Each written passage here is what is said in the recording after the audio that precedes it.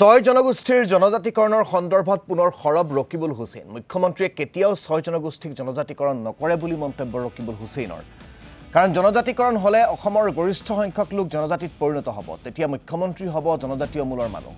সেইবাবে ছয় জনগোষ্ঠীৰ জনজাতিকৰণ মুখ্যমন্ত্ৰীয়ে নিবিচাৰে বুলি তাৎপৰ্যপূৰ্ণ মন্তব্য ধুবুৰীৰ সাংসদগৰাকীৰ কেইদিনমানৰ আগত কংগ্ৰেছৰ মিটিঙত ইমান মানুহ নাহে আজি ডিব্ৰুগড়ত আমি নিজৰ বিএলএ সকলৰ মিটিং পাতিছিলোঁ আপোনালোকে খবৰ লওক শিলদল ভাঙি মানুহ ওলাই আহিছে বিশেষকৈ চাহ বাগিচাৰ মানুহ ওলাই আহিছে ছয় জনগোষ্ঠীৰ মানুহ ওলাই আহিছে যিসকলক জনজাতি দিম বুলি কৈ হিমন্ত বিশ্ব শৰ্মা ডাঙৰীয়াই ঠগালে ছয় জনগোষ্ঠীক জনজাতি নিদিয়ে কাৰণ এই ছয় জনগোষ্ঠীক জনজাতি দিয়াৰ লগে লগেই অসমৰ মূল পপুলেশ্যনৰ 51% আপোনাৰ জনজাতি হ'ব আৰু তেতিয়া যি দলেই চৰকাৰ নকৰক কিয় মুখ্যমন্ত্ৰী জনজাতি হ'ব যে হিমন্ত বিশ্ব শৰ্মা ডাঙৰীয়া যদি সঁচাকৈ জনজাতি বিৰোধী নহয় থলুৱা লোকক ভাল পায় তেওঁ এজন